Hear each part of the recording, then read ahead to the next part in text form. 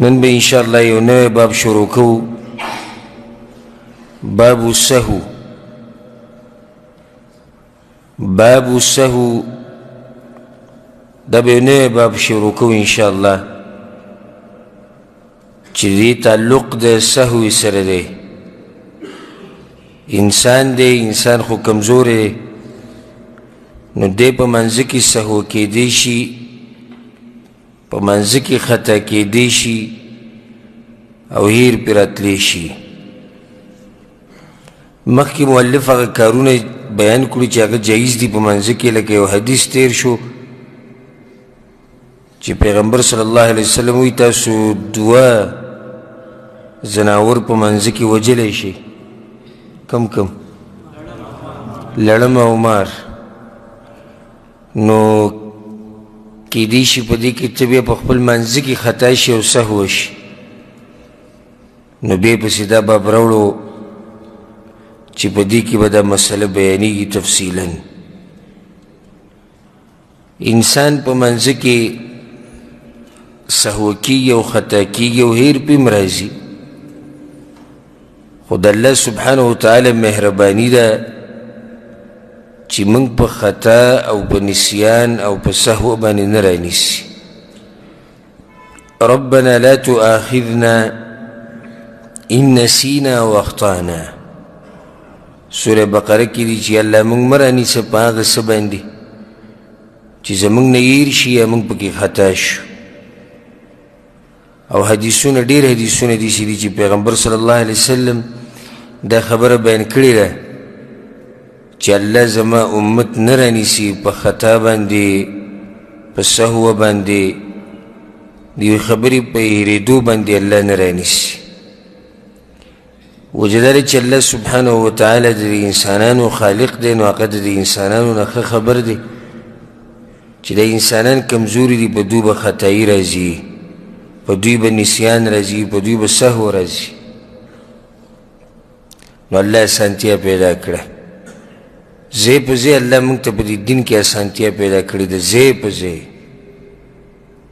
او دا د الله رحم دی.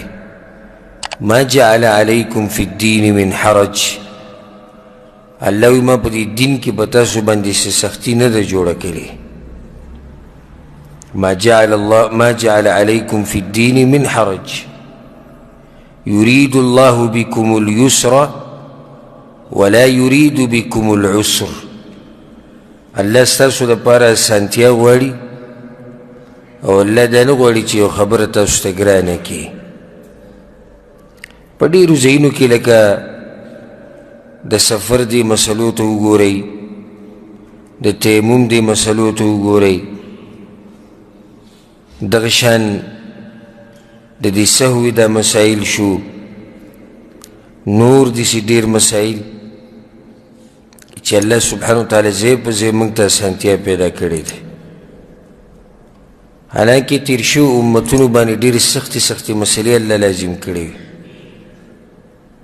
خو الله سبحانه وتعالی دا پیغمبر راولېږو او د دې پیغمبر په واسطه په موږ باندې ډېرې مسلې موږ ته واضح کړي چې هغه په تېر شوو امتونو باندې سختې وي او ګرانې وي، الله موږ ته اسانې کړي. بلکې یو مسله دا ده، باب السهو. باب په بیان د دې کې چې یو سړی په منځ کې خطا شي نو څه به کوي. ګوره د هرې مسلې علاج هغه په قرآن او حدیث کې هغه شته.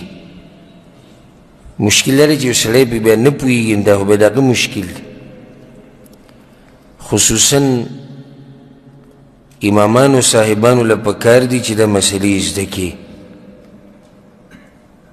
اگر که هر مسلمان باندې لازم دي چې هغه مسله خو زده کړي چې هغه د دې مشهورو عباداتو سره تعلق ساتي، لکه مونځ، د هغې نه مخکې عقیده. په دې کې خو یو سړي دپاره څه عذر نشته که نه. یو سړی وایي ما له د مانځه چل نه راتو، قیامت په ورځ به زه الله ته یم چې یالله ما له مونځ نه راتو، الله به معاف کړي.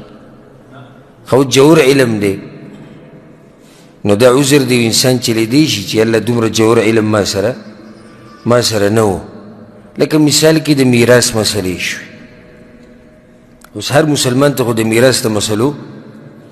پته نشته او داسې نور علم خو دریاب دی خو بعضو خلکو له الله دا پوره علم او جوهر علم ورکړي د شریعت خو بعض علمونه هغه دي چې هغه په هر مسلمان باندې د هغې زده کول لازم دي هر مسلمان باندې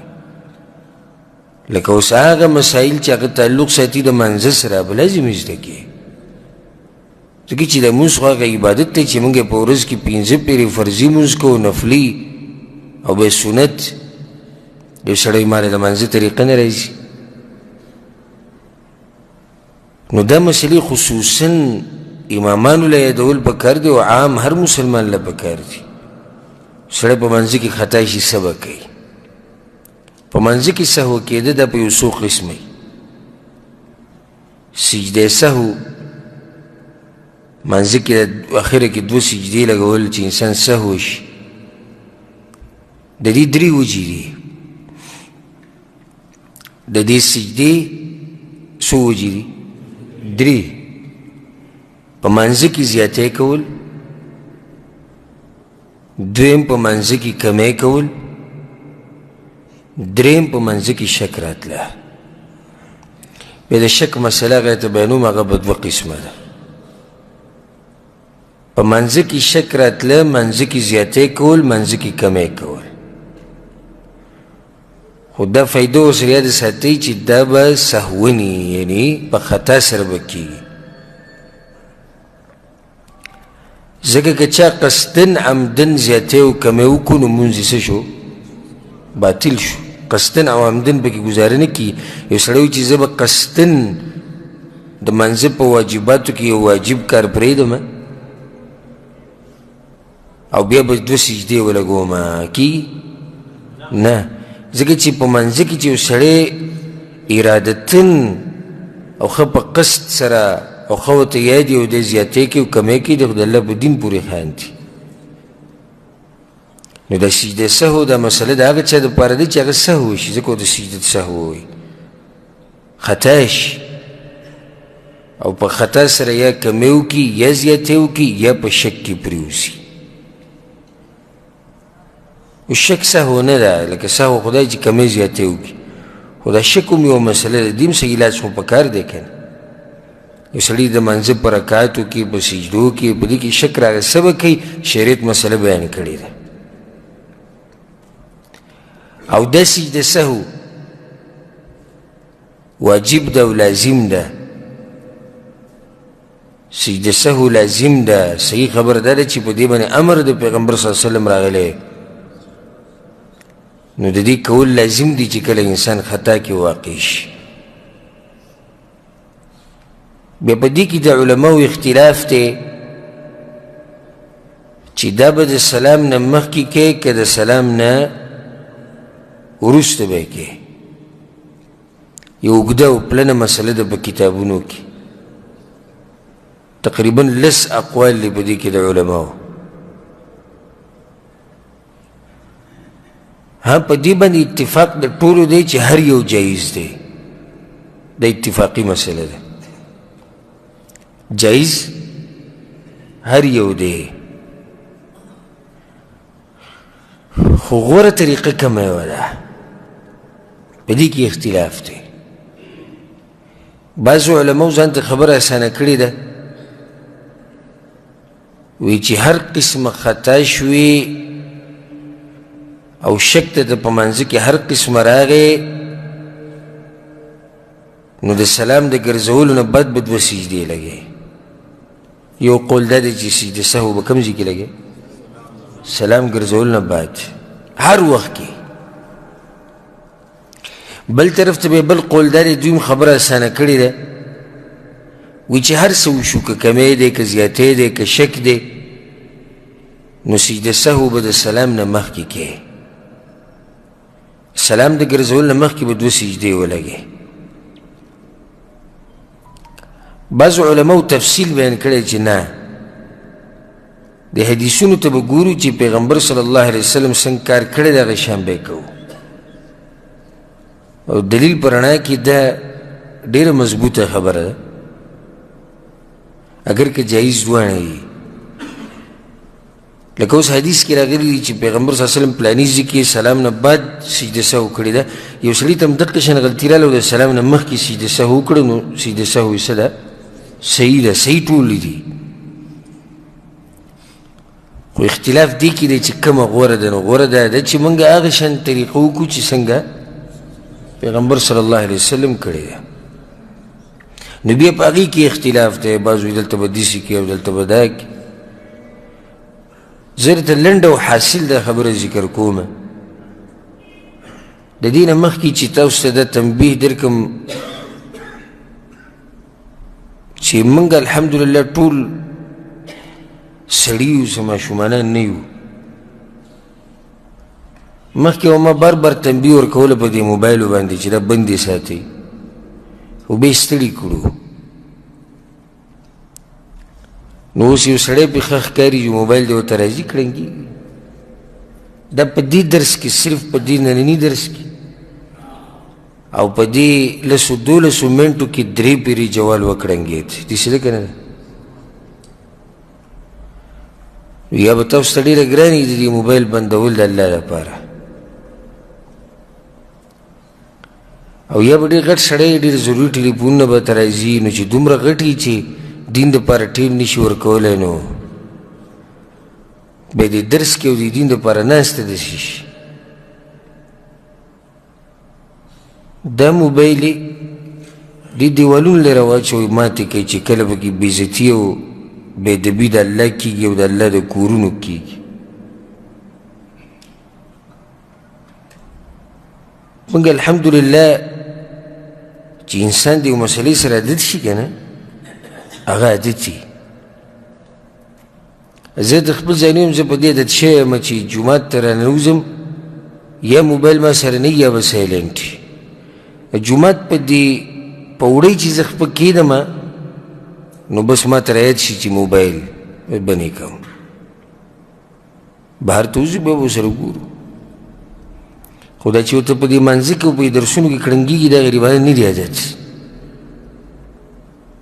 دوی دا مسله نه دی زده کړې، ځکه تېرېږي هر وخت. او چې کله موږ مسله بیانې کړو هر یو په جیب باندې حمله کې کړپ کړپ بیا زر زر دا کړي. دا به نظان عادت کړي چې جومات ته راننوځي درس کې کښېنې دا موبایل لږ بندوه. که قیمتي نه وي دا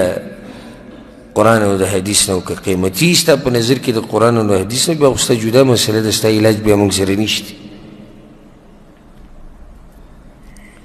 په مخه بار بار په یو خبر باندې تنبیه د خونم نه کوي. او سړی کم عمره ته ماشوم ته لګوي نو هغه ته به بار بار نصیحت کوي، ځکه چې ماشوم خو خبره هېروي. بل ماشوم دی نو هغه ته به په مخه یادوي داسې کوه، داسې مه کوه، داسې کوه، داسې مه کوه. یوه خبره زموږ د دین سره تعلق ساتي او بار بار یې ته بیانو چې کله یو اعلان د حکومت د طرف نه وشو دلته چې حکومت اوس کیمرې لګولي دي او په هغې کې دا پټ هم رانیسي، چا پټه نه وي تړلې هغه باندې پرچي کټ کېږي. نو هر یو چې ګاډي ته راوخېږي نو دومره یېرولي دي چې هغه کور مخې ته ولاړ ګاډي کې به یې پټه تړلي.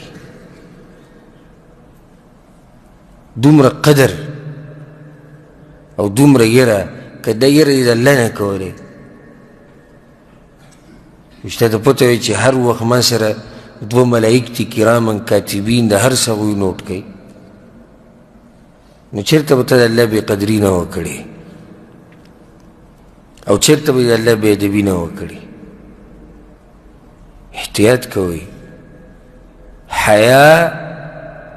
د الله نه حیا کوئ، حیا د الله نه کوئ. چېرې الله به څه وایي چې زما د بنده زما دپاره دومره څه نشي کولی چې دا موبایل لږ ساعت له بندوی مه سایلنټ یې کړه، دومره نشي کولی. موږ کوم ځای کې لګي یو؟ سجده سهو په دواړو طریقو جایز ده، قبل السلام او بعد السلام. خو غوره دا ده چې انسان په هغه طریقو کې به کومه طریقه چې پیغمبر صلی الله علیه وسلم کړې په هغې کې هم بیا اختلاف دی. خو زه به درته حاصل او مختصر خبره ذکر کم دا خبره به د ټوله اسانه شي غټو محققین و علماو دا طریقه بیان کړې ده او دا نچوړې راویستې دی او دا خبرې د قرآن او د حدیث نه راویستې دي انسان چې په دې حدیثونو کې نظر وراچو د حدیثونو ټول روان دي وایو به نو دا نتیجې ترې راوځي شیخ العلامه ابن عثیمین رحمه الله هغه یو رساله په دې باندې لیکلې ده نو هغه هم حاصل دا ذکر کړی وی په دوو حالاتو کې به د سلام نه مخکې سجده کې په دوو حالاتو کې به د سلام نه بعد کې په دې خو ورسېدې که نه چې دوه او دوه حالات د سلام نه مخکې او دوه حالات د سلام نه وروستو د سلام نه مخکې به یې هله کوې چې کله منځه کې کمی راشي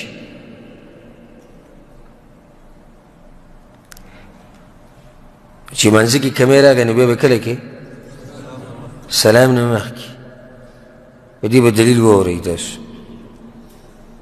او چې کله درته شک راشي چې د مونځ 3 رکعته او که 4 یو که 2 او یو طرف ته دیم رجحان نه کیږي شکی په دوانو کې 3 دی که 4 دی ته به سوچ وکړه چې کم یو به یو تم رجحان نه ځي نو په دې حال کې به هم د سلام نه مخکې تو حالات چې زه به درس په اخر کې تپوس کوم ګورې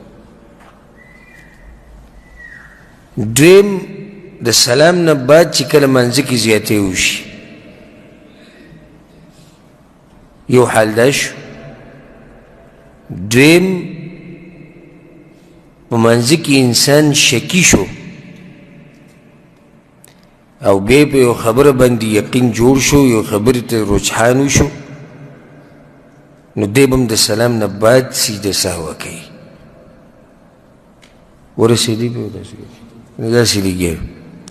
څوک به بیان کړي ما ته را څلور احوال نه په دې نوو ملګرو کې دا کوم الله والا چې ناست الله بخلي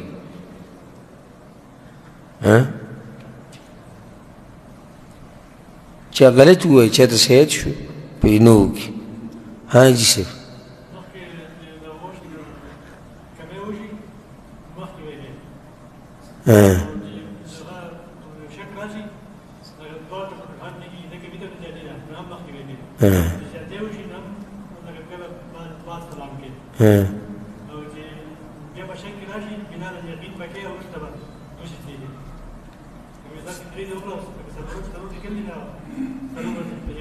نه نه دا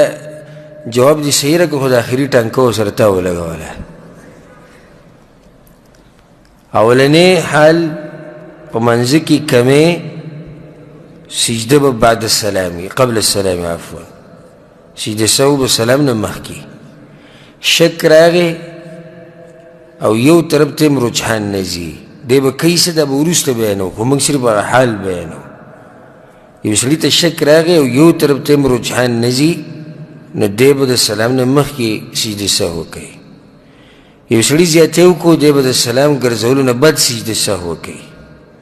یو سړی په شک کې پرېوتو او یو طرف ته رجحان کېږي چې او داسې به یي نو بیا به هم دې سجده کم ټیم کې لګوي د سلام نه بعد دا به ته یادي که نه به یاد په باب السهو کې په اولني فصل کې حدیث راوړی دی عن ابي هريره رضي الله عنه ابو هريره رضي الله عنه وی قال رسول الله صلى الله عليه وسلم پیغمبر صلی الله علیه وسلم دا خبره کړې ده ان احدکم اذا قام يصلي پتاسو کې چې کله یو سړی منځه ته ودرېږي جاءه شیطان نو په ده پسې شیطان راشي فلبس علیه دی ګډ وډ کي حتی لا یدري کم صلی تر دې چې بیا د پته نه لګي چې څو رکعته مونځ یې وکړو ګوره یو سړی چې په منځه کې ودرېږي نو شیطان راشي د دې منځه یو شیطان دی چې هغه ته خنزب ویلی کېږي.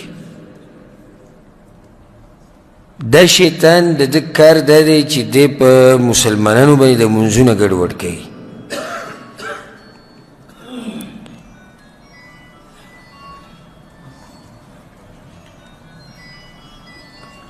د دې شیطان کار دا دی چې دی په خلکو باندې د مونځ ګډوډ کوي. نو بیا انسان ته دا پته نه چې د څو رکاته مونځ وکړو. فاذا وجد ذلك احدکم، پیغمبر صلی الله علیه وسلم وایي چې کله چې په تاسو کې په چا باندې دا حالات راشي فلیسجد سجدتین وهو جالس، نو دی دې دوه سجدې ولګوي په داسې حال چې ناسي. متفق علیه دا حدیث په صحیح بخاري صحیح مسلم کې دی. د دې ځینې دا مسله ثابته شو چې سجده سهو صرف دې دپاره نه دی چې منځه کې کمی او زیاتی به کېږي، بلکې سجده سهو د شک دپاره هم ده. د شیطان دا سړی ګډوډ کو،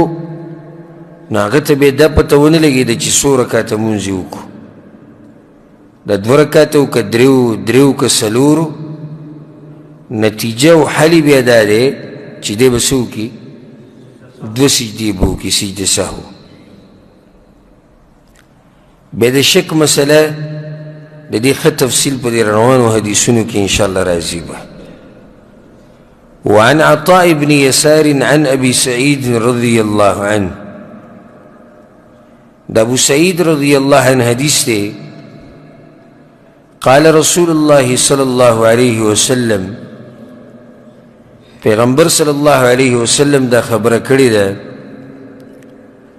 اذا شک احدکم فی صلاته، پتاسو کی چې یو سړی په خپل منځ کې شکی شي، فلم یدری کم صلا، نو دته دا پته نه چې د څو رکاته مونځ وکړو، شک یې واچو. ثلاثا او اربعه، درې رکاته مونځ وکړو څلورو، دو شک کې دی. ګوره دا هغه مسله ده، هغه حالات دي چې یو سړی په شک کې پرېوتی دی او یو طرف ته رجحان نه کېږي. ثلاثا او اربعه، درې دي که څلور دي، یاره پته نشته. فلیطرح الشک، اولنی کار به دې ده وکړي چې دا شک دې بند کړي، شک دې شاته غوځار کړي. نو دویم کار به ده وکړي چې ولیبني علی ما استیقن، او کومه خبره چې یقیني ده په هغې دې عمل وکړي. یقیني کومه ده؟ یقیني کومه ده؟ کومه یقیني ده؟ اگر که ده رجحان یو طرف ته نه کېږي، هغه وایي زه شکي یم، ښه په څو کې شکي؟ وایي درې دي که څلور دي. نو دا درې یقیني ده او څلور شکي شو، نو بس دی دې داسې کار وکړي چې دغه درېو باندې د اکتفا وکړي، نو دغه درېیم شو، بل دې په څلور هم وکړي. یقیني ده ولیبني علی ما استیقن. او دا طریقې د ساتي دا په حج کې او عمره کې مې انسان مخې ته داسې مسله راځي چې د طواف چې زه کومه دا سویم چکر دی، درېیم دی که څلورم دی، بس ورته وایي دا درېیم دی. صفا مروه کې د زما سویم چکر دی، څلورم دی که پنځم دی، نو سویم دی، څلورم دی. جمرات یې ویشتو، شیطان یې ویشتو چې ما ګوره څو کاڼي ویشتو، څلور که پنځه وایه څلور. دا ډېر ښکلی قانون دی چې کله انسان باندې شک راشي او یو طرف ته رجحان نه کېږي. په دې سړي باندې شک راغی، درې رکاته مونځ دی که څلور رکاته به درې دی، بیا به څه کوي؟ ثم یسجد سجدتین قبل ان یسلم. واضح دلیل دی چې بیا به دوه سجدې ولګوي د سلام نه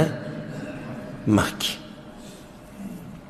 فإن كان صلى خمسا، که چېرته دې سړي پنځه رکاته مونځ وکړو، هلته دی شکي دی په درېو کې او په څو کې؟ په څلورو کې. نو هغه څو موږ ورته یقیني څو دي؟ درې. او د کړي څلورو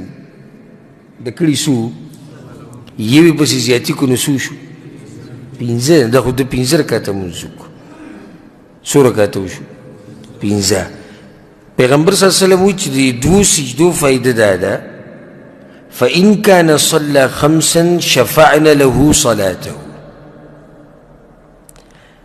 که چېرته د 15 رکعته لمونځ کړی نو د دوو سجدو د لاسه د ده لمونځ هغه جفت شو 4 رکعته شو وإن كان صلى إتماما لأربع او که چېرته د صحیح 4 رکعته لمونځ پوره کو كانتا ترغیما للشیطان نو بیا د دوو سجدو څه کار شو پیغمبر صلی الله علیه وسلم وایي د شیطان د ذلیله کولو دپاره دا دوه شوې هر حال کې فایده ده که لمونځ دې زیات کړی نو د دوو سجدو فایده دا چې دا لمونځ به دله جفت کې جفت عدد کم یې وي 2 4 6 8 او داسې ځه نو 15 رکعته لمونځ یې وله څه وکړو هغه 4 شو او که چېرته دې سړي 4 رکعته لمونځ برابر وکړو بیا د 2 سجدې ولې ولګولې شیطان ذلیله شو ځکه چې حدیث کې دا راځي چې کله هم د آدم بچی سجده ولګوي نو شیطان په جړی شي وایي ما ته د سجدې امر شوی و ما ونه منله د الله خبره ذلت راته میلاو شو د آدم بچي ته د سجدې امر وشو سجده یې وکړه کله چې هم ته سجده لګوي نو په دې سره شیطان ذلیله شي او خوار شي رواه مسلم د حدیث امام مسلم رحمه الله راوړی حدیث کې یو بله مسله ده شک دا ډېرې فایدهمنې مسلې دي او که دې دا یادې کړې او بیا ځان سره دې نوټ کړې نو د مرګ پورې به په منځ کې د سهو دا مسایل ته ډېر اسان شي او بل ملګري ته هم په اسانۍ بیانولی شي یو سړی دی د منځه د ختمېدو نه بعد شکي شو دا خو منځه په دوران کې شک راغی د هغې حال بیان شو منځه په دوران کې شک راغی چې 3 رکعته کې 4 دی 4 دی که 15 دی 2 دی که 3 دی حال پیغمبر صلی الله علیه وسلم بیان کو او زه به ګورې د درس په اخره کې एकदम چې ما چا نه تپوس کوم به چې وروره که داسې مسله راشي نو ته به څه کوې اوس یو سړی شکي شو د منځه نه بعد اوس بله مسله ده لمونځ یې ختم کو د جومات نه راووتو په کور کې ورته شک راغی چې ما د لمونځ 4 رکعته وکړو که 15 مې وکړو جواب دا دی چې دې شک ته به ګورې نه هغه عبادت اسم ختم شوی دی دا مسله اسانه ده هر عبادت نه بعد صرف لمونځ نه اودس دې وکړو ته وروسته شکي شوې موږ اوس دې شک ته مه ګوره ځکه چې عبادت شوی دی یو سړی په کور کې او په لارې شکي دی چې ما 3 رکعته لمونځ وکړو که 4 موږ دا شک غزار که لر که ته هغه عبادت خو اسم شوی دی دا دویم انسان دی چې منځ کې شکي شو دریم هغه انسان چې هغه د وسوسې بیمار دی او په مخ هغه په منځ کې د سوچ راځي دا به دویم وي که دریم وي اولنی وي که دویم وي دریم وي که 4م وي 2 سجدې وي که 3 وي یوه رکوع وه که 2 رکوع وه سورې فاتحه به ما ویلي که نه به ویلي سبحان رب العظیم مې ګوره ووي که نه مې دی ویلی او داسې بیماران ښه ډېر دي الله دې موږ دې بیمارۍ نه ساتي دا بیماري انسان لیونی کوي ښه شیطان دومره په دې انسان زورور شي او دومره دی شیطان ته ځان حواله کړي چې اخره کې لیونی کړي یو کس ما ته به خپله خبره کوله وایي کله نه کله زه د منځه دپاره اودس کوم د 20 پیرو نه زیات وکړم اودس وکړم چې خپه به مې مینځلي که نه به په سر به مې مسح کړی و که نه دغه دې کې لمونځ هم بیا دغه شی دی دا سړی چې د وسوسو بیمار دی د ده د شکل هم اعتبار نشته ورسېدی که نه نو د چا شکل اعتبار دی کم سړی د وسوسو بیمار نه یو شرط او دویم په منځه کې دن نه وي اوس یو سړی د وسوسو بیمار نه دی او د مانځه نه بعد ورته شک راغی دې شکله م اعتبار نشته دا مسلې واضحې دي که ګرانې واضحې دي او چې اوس د یو سړي په سر کې دماغ نه پرته او کاڼي پکې پراته وي نو زه چې صرف به پې هغه نه پوهېږي مونږ خو کوشش کوو حتی الوسع چې هره مسله جدا جدای کو یو ټکی جدا کو او بیانې کو زموږ دا خلک به پوه شي درې حالات شوبې درته وایم په منځه کې دننه شک یا دوه حالات ووځه خیره مسله لنډه که په منځه کې دننه شک منځه نه بهر شک د منځه نه بهر شک دا مسله ختمه کوی دې شک له اعتبار نشته منځه کې دننه شک په دوه قسمه دی منځه کې دننه شک په دوه قسمه دی یو هغه شک چې ښه روغ انسان یې وکړي او هغه ته د وسوسو بیماري نه وي نو دې شک له اعتبار شته ابه کوي څه د هغې حل په هغه حدیث کې بیان شو ښه په منځه کې دننه شک هغه سړي ته چې بیمار دی د وسوسو د دې شک له اعتبار نشته زمونږ ټول هغه وروڼه او خویندې چې د وسوسې په بیمارۍ کې پراته دي هغه ټولو ته زه دا نصیحت کوم او تاسو ورته هم دا خبره ورسوئ چې الله دوی په دې خبرو نه رانیسي د دوی د مونځ برابر دی دې لرې توجه نه ورکوي ځکه چې توجه ورکولو خو شیطان ترې لار کوله وکړه که د هغې نه به د حدیث راوړی دی وعن عبدالله بن مسعود رضی الله عنه عبدالله بن مسعود وی أن رسول الله صلى الله عليه وسلم صلى الظهر خمسا پیغمبر صلی الله علیه وسلم یو پیر د ماسپښینې مونځ 15 رکعاته وکړو حالانکې دی څو څلور دی خو څلور یې 15 وکړو فقیل له ازید فی الصلاة هلته مسله دا و چې پیغمبر له بچا بیا جواب نشو فتح به نشو ورکولی ولې کیدای شي الله ورته وحي کړي چې دا مونځ څو رکعاته وکړه 15 وکړه د منځه نه به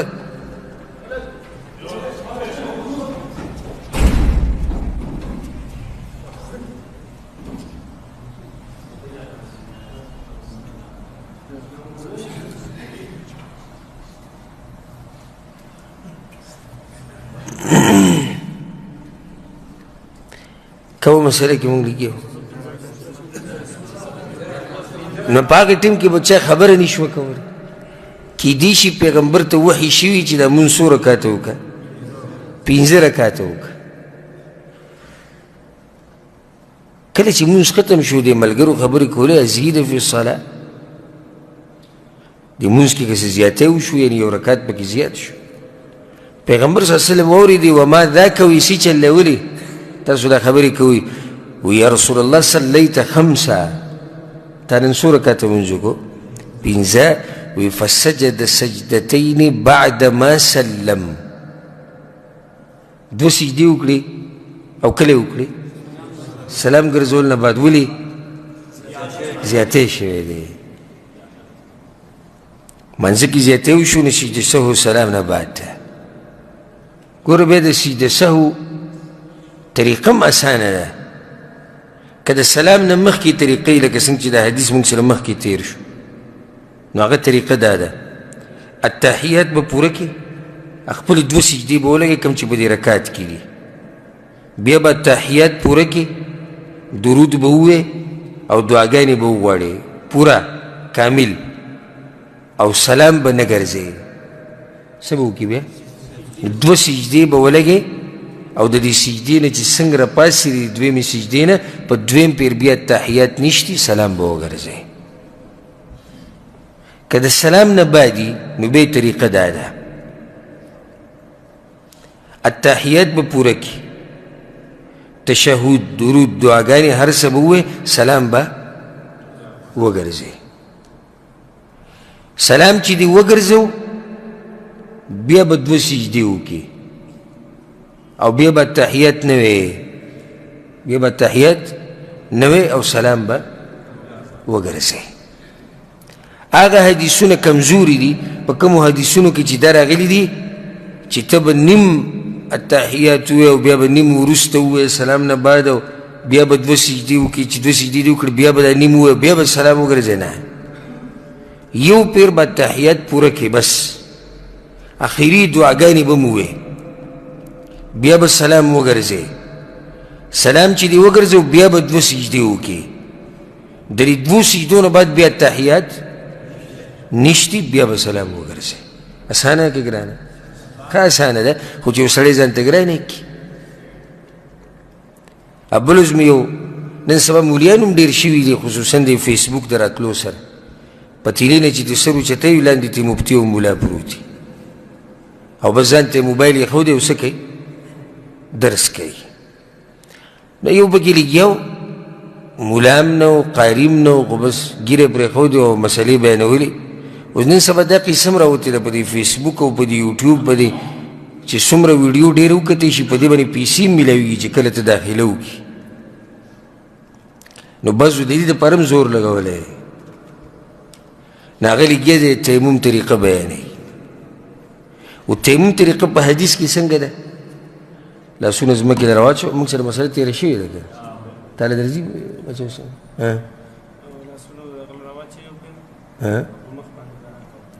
په مخ به راکږي بیا چی شو دا داجي صاحب ته ووایه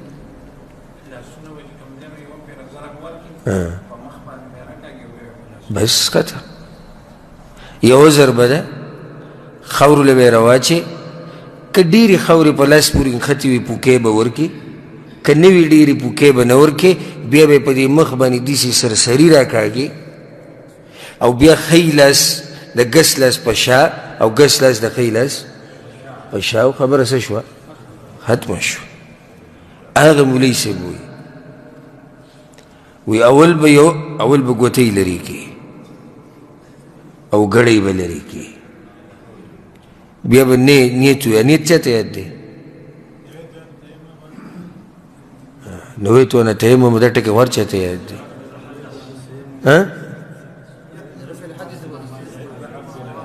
څنګه یې صاحب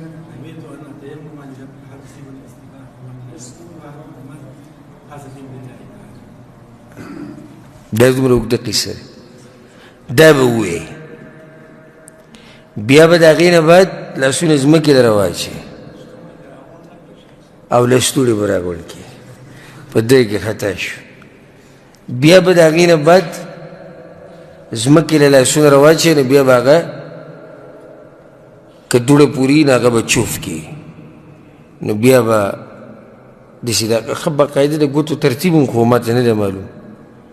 نو داسې د دې ویښته چې کوم ځای کې راخیږي دې ځای نه به شروع کړي نو بیا په دې سترګو په دې ګوټونو کې به دننه ګوته ووایي او دا پوزه به یې داسې بنده کړې او بیا به په ږیره کې داسې راشي ږیره کې به هم خاوره ووایي دننه نو بیا به وایي دویمه ضربه شي بیا به لاس راوځي چې بیا دې لاس راوځي نو بیا چې په دې څو ګوتې کېښودې ما ته طریقه نه ده معلومه څنګه ده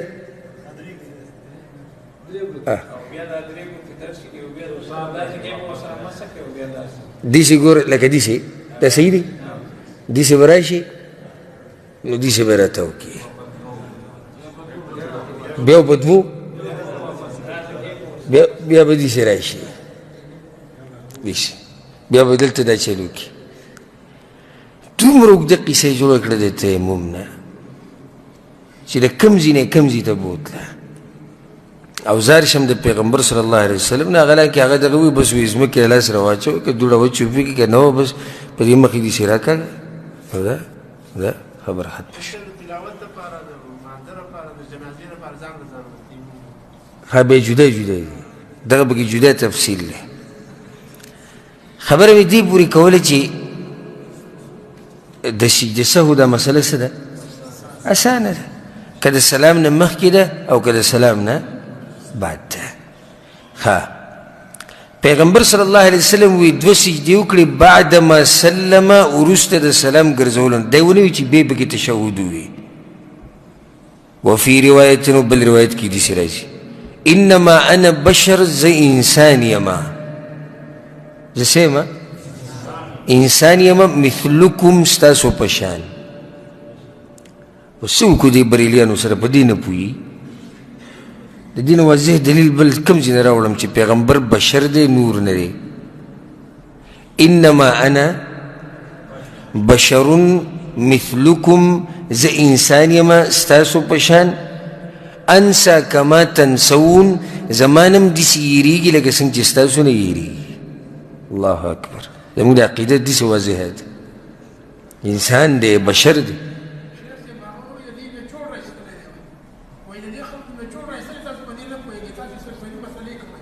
ها وی دا حاجي صاحب وی ابو عبدالله چې هغه وایي چې تاسو سرسري مسلې کوئ د مسلو ته دننه وي نه ننوځئ هغو ته دننه ننوتي دي او په دې کې سوچ کړی دی بیا یې دا راویستې دي. اوس دې کې کوم ځای کې دننه ورننوځو دا خو واضح خبرې. انما انا بشر مثلکم زه ستاسو په شان انسان یم. د ډېر وضاحت دپاره ورسره دا واوره انسا کما تنسون ما باندې هم داسې هیر راځي لکه څنګه چې په تاسو راځي. فاذا نسیت فذکروني نو کله چې په ما هیر راشي نو ما ته رایادوئ. واذا شک احدکم فی صلاته او په تاسو کې چې کله یو سړی په منځ کې شکي شو. موږ سره یو مسله تېره شوه. یو سړی په منځ کې شکي دی او یو طرف ته رجحان نشتی. سجده به کله لګوي؟ سلام نه مخکې. و دا واوره دغه دویم دی چې کله تاسو کې یو سړی په منځ کې شکي شو فلیتحر الصواب نو دې دې کوشش وکړي د لټولو د هغه خبرې چې هغه یقیني ده. یو طرف ته دې رجحان بوځي یاره درې دي که څلور دي نه نه یقیني درې دي نه بس څلور دي څلورو ته رجحان ورکړو. ښه هغه ګوره رجحان نه و یو طرف ته او د دې یو طرف ته رجحان شتی. فلیتم علیه باقی منځ دې بسې پوره کړي ثم لیسلم بیا دې په آخر کې سلام وګرځئ ثم یسجد سجدتین بیا دې دوه سجدې ولګئ. ورسېدې نو سجدې کوم ځای کې شوې ده؟ د سلام نه بعد شوې. یو سړی به وایي چې یاره کیدای شي په موږ باندې څوک رد وکړي چې دا تاسو چې کوم حدیث وایي چې زه ستاسو په شان انسان یم دا به کمزوری. نه نه دا واوره اخرنی سټمپ والا متفق علیه دا حدیث په صحیح بخاري او صحیح مسلم کې دی. چې څوک د سره مناظره کوي که نه چې پیغمبر انسان دی که نور دی بدقه ځان سره یاد ساته. په صحیح بخاري صحیح مسلم کې دا حدیث دی زه ستاسو په ځان انسان یم زما نه مې یېرېږي لکه څنګه چې تاسو نه یېرېږي نو که چېرته په ما یې راشي نو ما ته رایادوئ. وعن ابن سیرین محمد ابن سیرین رحمه الله دا یو مشهور تابعی دی. نوم یې دی محمد ابو بکر الانصاری. مشهور تابعی دی او مشر تابعی دی. هغه د ابو هریره رضی الله عنه دا روایت بیانوي چې صلى بنا رسول الله صلی الله علیه وسلم احدى صلاتي العشي. پیغمبر صلی الله علیه وسلم ابو هریره وی پیغمبر صلی الله علیه وسلم په دې ماسپخین او مازیګر کې یو مونځ وکړو. قال ابن سیرین امام ابن سیرین وی قد سماها ابو هریره. ابو هریره وی د دې منځ نوم اخیستی و یی مازیګر ویلو یی ماسپخین ویلو ولکن نسیتو انا خو ما نه هېر شوی دی. ګوره دومره هغوی د دې حدیث د بیانولو احتیاط کوي چې کوم ځای کې دې نوم هېر شو نو هغه مسله اقا شان پرېښوده او داسې وي پیغمبر مونځ کړی دی یا د ماسپخینو او یا د مازیګر لکه نوم یې ولې نه اخلي وی ابو هریره راته ویلي خو ما نه هېر شوي دي.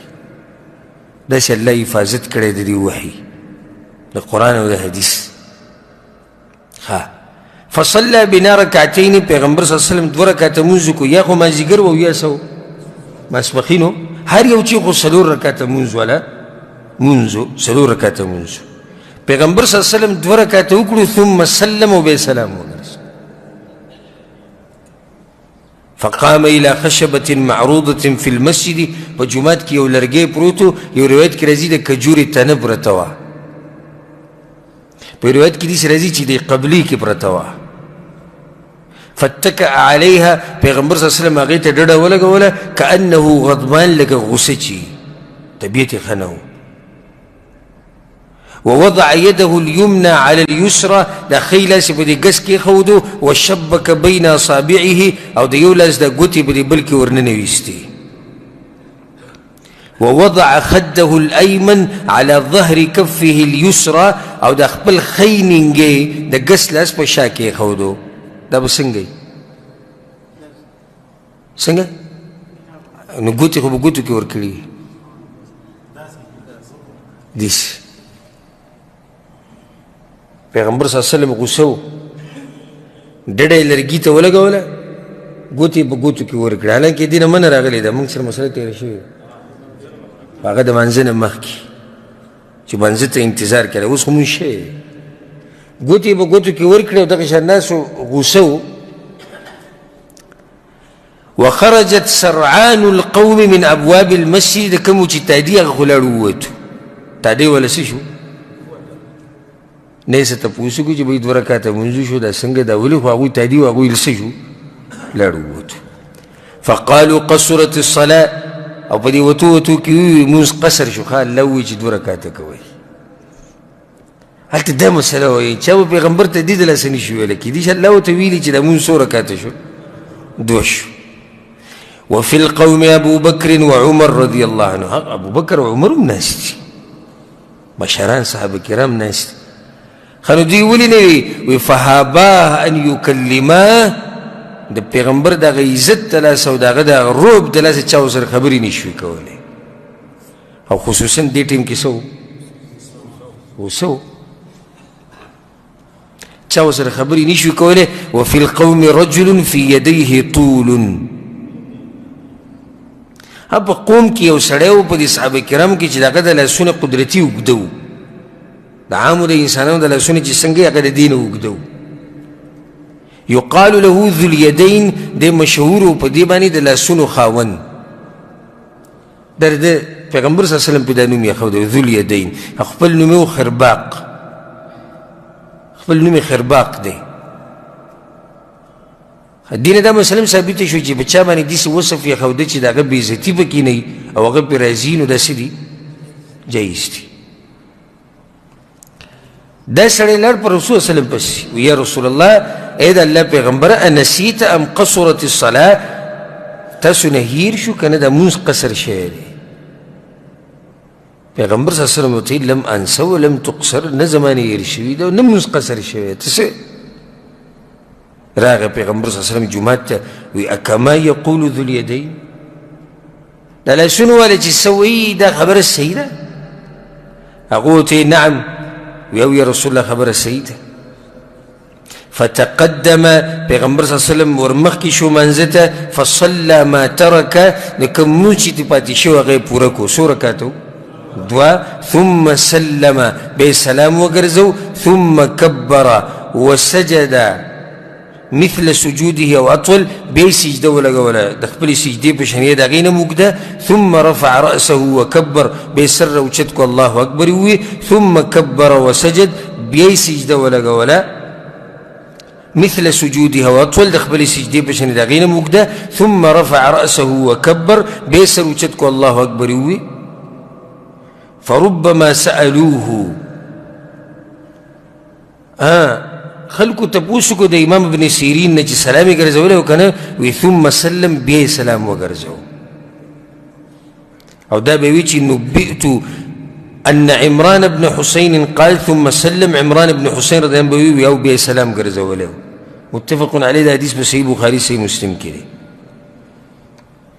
بل روایت کې حدیث راځي چې پیغمبر صلی الله علیه وسلم وی چې لم انس ولم تقصر كل ذلك لم يكن نه زما نه مونځ هېر شوی دی نه مونځ قصر شوی دی او په دې کې هېڅ نه دي شوي صحابه کرامو ته فقد کان بعض ذلك یا رسول الله یا رسول الله بعض پکې شوي دي دا نه مونځ هېر شوی پیغمبر صلی الله علیه وسلم سجده ولګوله کله سلام نه تاسو ونه اورېدو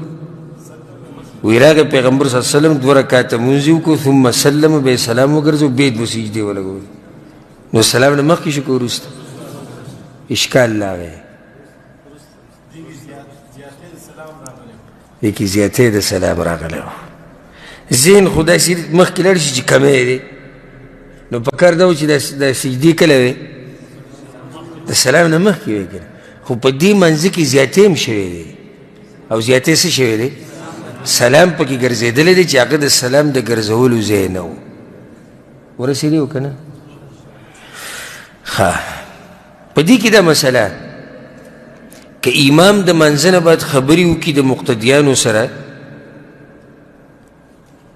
نو بې دې سره جایز دی چې دی د لمونځ وروسته پوره کړي په دې خبرو سره نقصان نه رسي ځکه چې دا خبرې تعلق ساتي د څه سره منځه سره دویم امام پکې کور ته لاړ چې لکه حدیث بعضو حدیثونو کې واضح راغلي چې پیغمبر صلی الله علیه وسلم کور ته لاړ او بیا یې راوویستو چې یا رسول الله راشي نو دې نه دا مسله ثابته شو چې معمولي فصل راتله داسې نقصاندې خبره نه ده لکه مثال کې 15 منټه تیر شو 6 منټه تیر شو بیا خلکو امام ته وویل راغی بس دغه ځینې د لمونځ څه کي پوره دي کي ها که وخت ډېر تیر شي نو بیا به دا لمونځ د سر نه کوي داغين بعد حديثه وعن عبد الله بن بحين رضي الله عنه عبد الله بن بحين رضي الله عنه روايته أن النبي صلى الله عليه وسلم صلى بهم الظهر پیغمبر صلى الله عليه وسلم مسبقين موسكي امامتي وركولا فقام في الركعتين الأوليين نيدو ركعتنا باسد لم يجلس كي ناس تستا تشهد يرشو تباسد لم يجلس بيكين الناس فقام الناس معه نخلكم دا غسر باسيدو حتى إذا قضى الصلاة كلتي منس ختمو وانتظر الناس تسليمه أو خلقوا انتظارك دا غد السلام قرزولو كبر وهو جالس فسجد سجدتين قبل أن يسلم ثم سلم الله أكبر يوي دو سجدي ولا قولي دا السلام دا قرزولو نمخكي بي سلام وقرزولو ولي دلته دا سجدې د سلام نه مخکې کمې د څه شي شوی دی دا اولنۍ قاعدې متفق عليه ده حديث بصحيح بخاري صحيح مسلم كده الفصل الثاني كي حديث عن عمران بن حسين رضي الله عنه عمران بن حسين وي أن النبي صلى الله عليه وسلم صلى بهم پیغمبر صلی الله علیه وسلم منځ کو فسحب ایږي خطا شو فسجد سجدتين نو دو سجدې ولګولې د سلام د ګرځولو نه بعد یې سجدې وکړو دو سجدې ولګولې ثم تشهد بیا تشهد وي ثم سلم بیا سلام وګرځو تشهد مسله به کې راغله کومه چې موږ لږ ساعت مخکې ذکر کړی چې دا مسله څه ده کمزوري ده رواه الترمذي دا حدیث امام ترمذي راوړی دی دې حدیث سره به څه کوو محدثین دا وایي دا حدیث شاذ دی دا د صحیح حدیثونو او د مضبوطو حدیثونو خلاف دی او په خپله به د عمران بن حسین حدیث اوس بللای شي په صحیح مسلم کې دی دا په ترمذي کې دی هغه په څه کې دی په صحیح مسلم کې چې د هغې په سند کې شک نشتی په هغې کې عمران بن حسین دا زیادت نه دی ذکر کړی چې تشهد یې پکې ووایي دا زیادت صرف یو راوي دی په دې سند کې راځي چې هغه ته اشعث وایي دا زیادت هغه د خپل ځان نه کړی دی یعنې موږ سره مخکې حدیث تیر شو د عبدالله بن مسعود چې پیغمبر صلی الله علیه وسلم سلام وګرځو بیا دوه سجدې وکړي بیا سلام وګرځو خو تشهد تذکره پکې ونه کړه اوس ګوره د عمران بن حسین بل حدیث روان دی هغې ته غوږ کښېږدي وعن المغيرة بن شعبة رضي الله عنه مغيرة بن شعبة وی قال رسول الله صلى الله عليه وسلم پیغمبر صلی الله علیه وسلم وی اذا قام الامام في الركعتين امام چې کله د دې دوو رکعتو نه پاسي لکه لنډه قاعده تې څه شوه یېره شوه او دی پاسېد فإن ذكر قبل أن يستوي قائما فليجلس او دی په دې لاره کې روان دی لا ودرېدلی نه دی پوره او رایات شو ته چې ما نه خو تشهد پاتې شو نو واپس دې کېږي وإن استوى قائما او که دی ودرېدو نیغ فلا يجلس نو بیا به نه کښېني وليسجد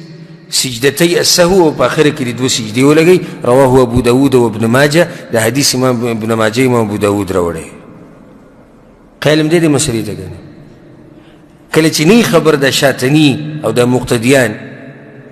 نو امام نه کله د منځنۍ قاعده پاتې شي بس هغه ودرېږي چې ودرېږي بیا خو واپس نشي راتلی پیغمبر صلی الله علیه وسلم منع وکړه واپس راتله څه دي حرام دي منع دي او د شاته نه بس بیا هم لګوي سبحان الله سبحان الله هغې بس د غلی شکل تا چې دومره سبحان الله ووایي او هغه نه واپس کېږي خو دې مسله کې څه چل دی ځکه نه واپس کېږي او بعض امامان ما لیدلي لږ ساعت مخکې ما وکړي امامان له پکار چې خصوصا دا مسلې زده کړي بعض امامان مې لیدلي ودرېدلي او خلکو به شروع کړي سبحان الله سبحان الله هغه بیا کېږي د اوس دې مسلې نه دی خبر چې کله د نم لنډه قاعده پاتې شوه او ته په دې لاره کې وي یعنې لا پوره ودرېدلی نه وي نو واپس شه او که ته ودرېدلی وي بیا به نه واپس کېږي حدیث کې ته یو فایده ذکر کړم کله داسې هم کېږي چې یو سړی هسې بس داسې لږ معمولي د دې ځمکې نه جدا شوی او رایت شي ورته چې زه خو پاسم او دلته لنډه قاعده ده په دې هېڅ هم نشتي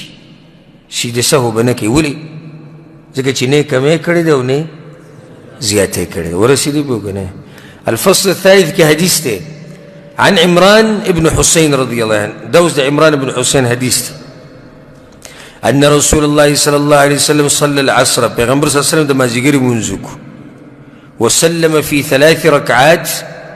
او سلام وګرځو په څو کې په 3 رکعاتو کې ثم دخل منزله بیا کور ته ننوت فقام إليه رجل يقال له الخرباق یو سړی پسې لاړو چې د هغه نوم څه خرباق وكان في يديه طول او دغه د لاسونه اوږده و فقال يا رسول الله فذكر له صنيعه پیغمبر صلی الله علیه وسلم ته دغه کار ذکر کو چې یا رسول الله تاسو خو 3 رکعاته مونځ کو فخرج غضبان يجر رداءه پیغمبر صلی الله علیه وسلم رحمنډي وهلې او د صدر راښکودو حتى انتهى الى الناس خلق تر ورسېدو وی اصدق هذا دی رښتیا وی قالوا نعم وی او رښتیا وی فصلى ركعة نو رکعت وکړو مونځ یې څه کو پوره کو ثم سلم بیا سلام وګرځو ثم سجد سجدتين بیا 2 سجدې ولګولې ثم سلم بیا سلام وګرځو ولې د سلام نه بعد زیاتې د څه شوی د سلام د ګرځولو شوی رواه مسلم د حدیث امام مسلم رحمه الله راوړی ګوره د عمران بن حسین حدیث دی په صحیح مسلم کې دی دلته یې ونه وي چې د سجدو نه بعد تشهود وي او دا حدیث هغه حدیث نه مضبوط دی او د دواړو راویان یو دي دا عمران بن حسین هغه عمران بن حسین هغه د ترمذي روایت دی او دا د صحیح مسلم روایت دی پای کې یو راوي دی اشعث چې هغه د پکې زیاتې کړی دی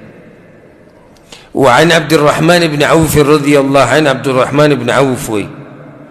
سمعت النبي صلى الله عليه وسلم يقول ما د پیغمبر صلی الله علیه وسلم نوریدلی دي من صلى صلاة يشك في النقصان چا چې منځ کو دی په دې کمی کې شکی دی فليصلي حتى يشك في الزيادة نو دی دې منځ کې تر دې چې شک په زیاتي کې وکړي رواه احمد د حدیث امام احمد بن حنبل رحمه الله راوړی مطلب دی دا دی یو سړی شکی شو چې 2 دی که 3 دی نو څو شو دا 2 شو او 3 دی ورسره زیاتېږي 3 دی که 4 دی او یو طرف ته رجحان نشتی نو څه به کوي 3 شو حدیث را حدیثونه ختم شو خو یو څو مسلې درته ذکر کوم ذکر کوم که نه ټیم یو څو منټه شتي که ستاسو اجازت وي ځکه چې په منځ کې پکې حضراتو د نصیحت وشو موبایل والاو ته نو هغوی هم څه ټیم واغستو یو مسله دا ده یو سړی دی منځ کې خطا شو یو رکعت ترې پاتې شو لاړ د جومات نه ووتو چا ورته په لاره کې وي یو رکعت ترې نه دی کړی دی به څه کوي دا جواب دی که فصل لګي نو دغه دې پوره کړي او بیا دې سجده سهو وکړي او که وخت پکې ډېر اوړېدلی یو سړی د ماسپښین لمونځ یې 3 رکعته وکړو ماښام ورته چا ووایي اوس به څه کوي دا لمونځ به د سره کوي ښه بله مسله یو سړی دی په منځ کې یې زیاتی وکړو 4 رکعته لمونځ یې 5 وکړو پته ورته ولګي چې ما خو 5 وکړو بس دې 2 سجدې ولګوي د سلام نه بعد. دته خو وروسته پته ولګېده نو سلام نه بعد. خو یو سړی دی هغه ته په دې 5م رکعت کې پته ولګېده چې زما دا رکعت زیاتي دی نو دی به ډایرکټ کینی. دا فایدهمنه مسله یې ساتي. بس وایي دا رکعت دې څه کړي دا به پوره کوي یو دې پسې بل وکړي په خټه کې دې اوبه ښه ډېرې کړي. دایم زیاتې کړی دی یو رکعت پسې بل هم وایي زیات کا چې جاخه کې بیا خو سمه جاخه وکړه. نه یو سړی دی 5م رکعت زیاتي کو دی خطا شوی دی د رکعت په منځ کې ورته رایت شو چې یاره زه خو په 5م رکعت کې یم چا وله فتحه ورکړی نو دی به ډایرکټ څه کوي کې به ني اوس مخکې به څه کوي تشهد به ووایي اول تحیات به نه وایي تحیات به ووایي تشهد دعاګانې هر څه به وکړي سلام به وګرځوي او بیا به 2 سجدې وکړي او بیا به سلام وګرځوي ورسېدې په دې که نه ښه د ټولې مسلې خو هله دي چې کله د انسان نه واجب کار پاتې شي خو که د یو انسان نه رکن پاتې شي د رکن نه بغیر خو مونځ نه کېږي که نه لکه اوس یو انسان دی په یو رکعت کې 2 سجدې په ځای یوه ولګوله او سجده د مانځه څه دی رکن دی نو دی به اوس څه کوي دی به سجده سهو هم کوي او دا رکن به هم کوي. لکه اوس یو سړی دی زه به تاسو ښه پوه کړم سبحان رب العلا ته هیر شو سبحان رب العلا رکن نه دی واجب دی نو بس دی 2 سجدې ولګوي دغه سبحان رب العلا کمی څه شو پوره شو. خو چې رکن دی نه پاتې شو نو سجدې به هم لګوي او دا رکن به هم کوي. مثال بله درکړم یو سړی دی رکوع ته هیره شوه ډایرکټ لاړ سله سجدې له او رکوع د مانځه څه دی رکن دی نو دی به اوس څه کوي یا دی کوي په اسانو الفاظو سره دی به که نږدې او بلې رکوع ته نه یې رسېدلی نو واپس دې شي رکوع دې وکړي او بیا دې پسې نور مونځ پوره کړي او په آخره کې به 2 سجدې ولګوي. ها یو سړی دی رکوع ته پاتې شوه سجدې ولګولې او هغه بلې رکوع ته ورسېدو د بل رکعت هغه رکوع ته ورسېد نو اوس ده ته موږ وایو چې ته مخکې مونځ پوره کړه هغه رکعت هغه تا چې پکې رکوع نه وه کړې هغه پالتو شو ختم شو او دا رکعت د هغې په ځای شو او مخکې پسې اوس مونځ پوره کړه. واضحه ده لکه 2م رکعت کې تې رکوع موږ وایو چې په 3م رکعت کې تې رکوع څه شوه پاتې شو او دې 4م ته پاسېدو په 3م رکعت کې تې رکوع پاتې شو او دې پاسېدو څه ته 4م ته او په هغې کې رکوع ته ورسېد نو دا 4م رکعت یې سویم شو 3م شو او هغه 3مې چې کړی و هغه څه شو ختم شو اوس دې بس یو بل وکړي هغه به 4م شي او بیا به سجده سهو وکړي. په دې ورسېدی که نه. بله مسله یو سړی دی 2 پیرې خطا شو 3 پیرې خطا شو نو دی به هم دقې 2 سجدې لګوي. لکه یو سړی دی په منځه کې 100 پیرې خطا شو 2 پیرې دی به 4 سجدې نه لګوي دی به څو لګوي هم دقې 2 3 پیرې خطا شو هم دقې 2. بله مسله یو سړی دی سجده سهو ته یې رشوه کله داسې هم کېږي سلام یې وګرځوي وایي زه به 2 سجدې لګوم هلته څه شوې هېرې شوې که نږدې وخت کې ورته رایاد شي بس دا 2 سجدې دې وکړي او سلام دې وګرځوي وشو. که ډېر وخت بعد رایاد شي نو بیا د علماو 2 قوله دي. یو قول د محققینو علماو دا دی چې بس د ده نه دغه سجده ساقطه شوې ده او الله دې ورته عفو وکړي مونځ یې شوی دی ځکه چې ډېر وخت پکې واوړېد. او شیخ ابن باز رحمه الله دا فتوا ورکړې ده که وروسته ورته هم رایاد شي بیا دې هم احتیاطاً 2 سجدې ولګوي او بیا دې سلام وګرځوي. ورسېدې به وکړه. اوس موږ سره صرف مسلې پاتې شوې چې امام او مقتدي که امام خطا شي مقتدي به څه کوي دا مسلې به ته پر روان درس کې بیانومه نور د سجده سهو مسلې ټولې بیانې شوې.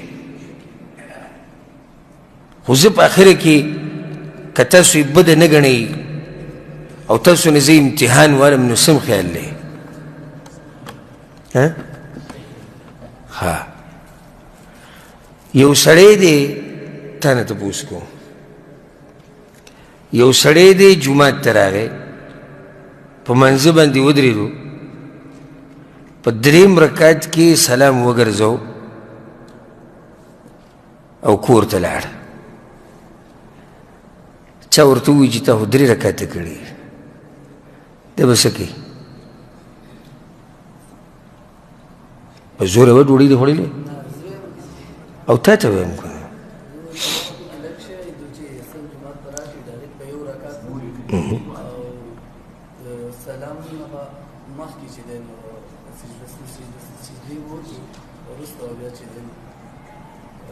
ستا دا جواب صحیح دی چې دی به وخته ګوري که وخت لږ تېر شوی بس دغه رکعت دی بس یې پوره کړي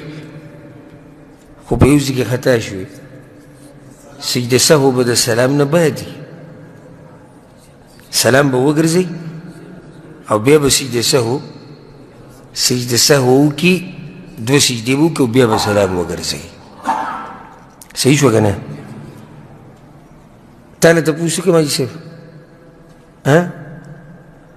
تا نه دا تپوس دا دی چې یو سړی د سلام ګرځولو نه مخکې دا 2 سجدې لګوي نو په څه طریقه به یې لګوي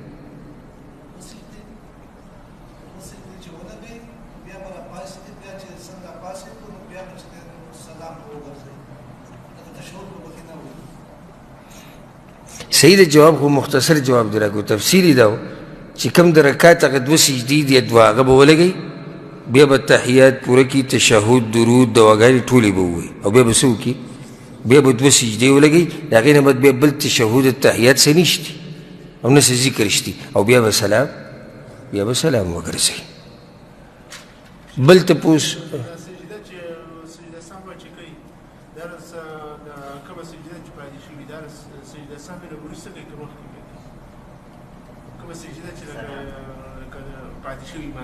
او مخکې کوي سجده سهو نه وروسته څنګه سجده کوي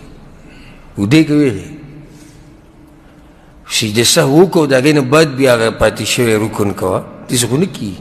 اول به هغه پاتې شوی رکن وکړي او بیا به سجده سهو ښه بل سوال دا دی ستانه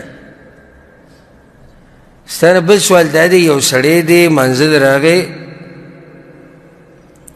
او په منځ کې دننه شکی شو چې 2 رکعته مونځ دی که 3 دی څه به کوي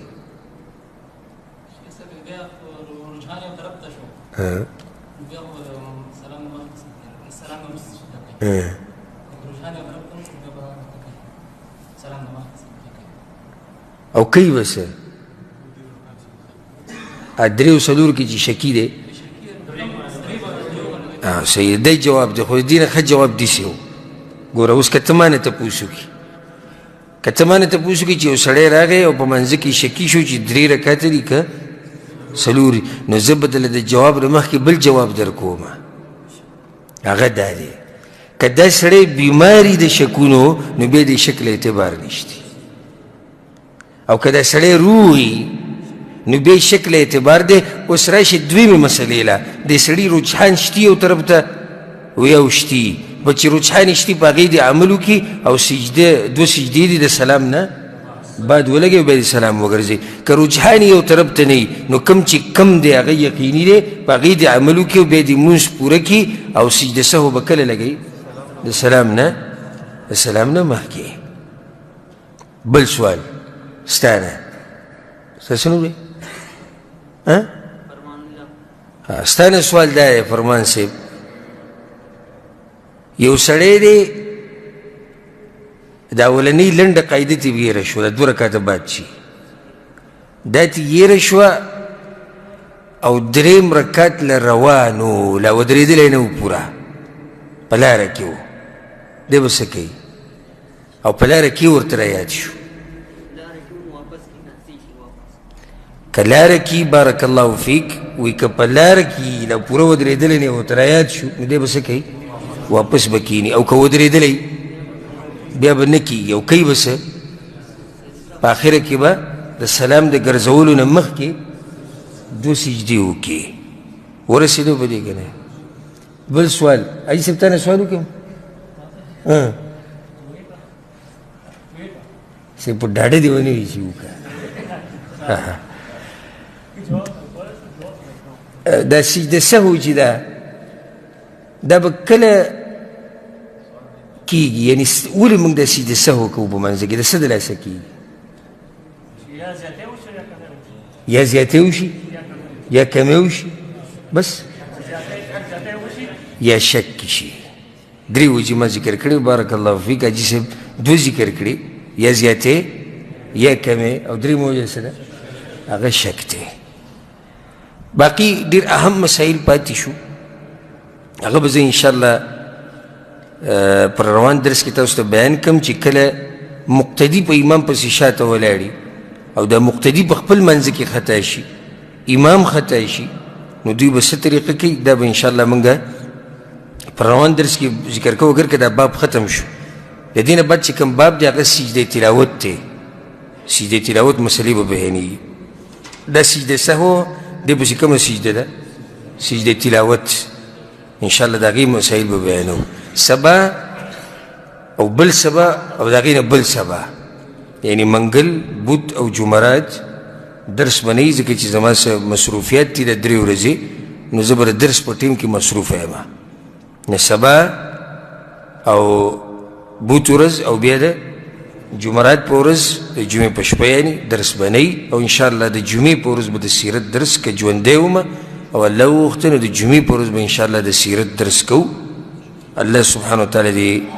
موږ ټول له توفیق راکړي قرآن او حدیث باندې عمل کولو. هذا والله أعلم، وصلى الله وسلم على نبينا محمد وعلى آله وصحبه أجمعين.